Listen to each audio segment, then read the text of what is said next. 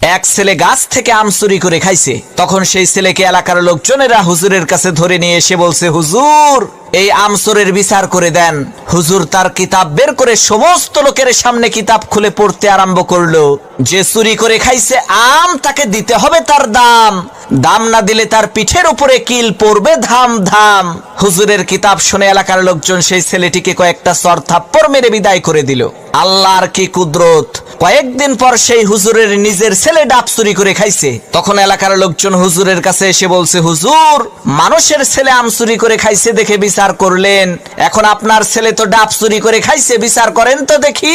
লোকদের কথা শুনে হুজুর তার কিতাব বের করে বলল, ভাইরা আমার, কিতাবে লেখা আছে যে চুরি করে খাইছে ডাব তার হয় নাই কোনো পাপ। তখন এলাকার লোকজন বলল, হুজুর বুঝলাম ডাব খাইলে পাপ নাই, কিন্তু আপনার ছেলে তো একেবারে পাকা জোনা খাইছে। হুজুর তখন কিতাব থেকে পড়লো, যে খাইলো জোনা তার নাই কোনো গুনাহ। এলাকার লোকজন বলল, হুজুর ডাব খাইলে পাপ নাই, জোনা খাইলে গুনাহ নাই মানলাম, কিন্তু আপনার ছেলে তো নারিকেল খাইছে। তখন হুজুর তার কিতাব থেকে পড়লো, যে নারিকেল খাইছে চুরি কইরা, তোমরা সবাই মুড়ি দাও তার হাত ধইরা, কারণ সে চুরি করে খাইছে নারিকেল, এর মানে একেবারে পরিষ্কার তার দিল। তখন এলাকার লোকজন বলল, সর্বনাশ, হুজুর আপনার ছেলের বিচার করার কোনো দরকার নাই, আপনি আমাদের ছেলেরই বিচার কইরেন তাই হবে।